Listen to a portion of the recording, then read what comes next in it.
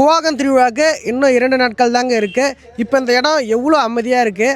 ஆனால் திருவிழா அன்றைக்கி பாருங்கள் எவ்வளோ கூட்டன்றத. இந்த இடத்தெல்லாம் வந்து நிறைய ஆண்களும் நிறைய திருநங்கைகளும் வந்து தாலி அறுத்துப்பாங்க. அரவன் தேர் பார்த்திங்கன்னா கடைசியாக இந்த இடத்துல தாங்க வந்து நிற்கும். இந்த இடத்துல அவ்வளோ கூட்டம் இருக்கும். இங்கே நிறைய கடைகளும் இருக்கும். தேர் வந்து பார்த்திங்கன்னா கோவில்கிட்டேருந்து ஆரம்பிக்கும். அங்கேருந்து அப்படியே படிப்படியாக வந்து ஈவினிங் 4 மணிக்கெலாம் இந்த இடத்துக்கு வந்துடும். இந்த இடத்துலேருந்து ஈவினிங் ஒரு 6 மணி போல் இங்கேருந்து அந்த ஏரிக்கரை மொழியாக வந்து அரவன் களபலி வந்து நடக்கும். அவ்வளோ கூட்டம். நிறைய கிராமத்து மக்களை இந்த திருவிழாவில் நீங்கள் பார்க்கலாம். அது மட்டும் இல்லாமல் ஈவினிங் ஒரு 5 மணிக்கு வந்து இந்த இடத்துல வந்து அரவன் களபலி சாதம் வந்து கொடுப்பாங்க. அந்த சாதம் வாங்க நிறைய பேர் வந்து வெயிட் பண்ணுவாங்க. ஏன்னா அந்த சாதம் வாங்கி சாப்பிட்டா குழந்தை இல்லாதவங்களுக்கு குழந்தை பாக்கியம் கிடைக்குன்னு சொல்லிட்டு ஐதீகமாக இன்னும் நம்பப்படுது. அதனால் நிறைய மக்கள் இதை வாங்குறதுக்குனே வருவாங்க. அப்படியே சுற்றி பாருங்களேன். இதுக்கு நடுவில் தான் வந்து அந்த அரவன் களபலி சாதம் வந்து படைப்பாங்க.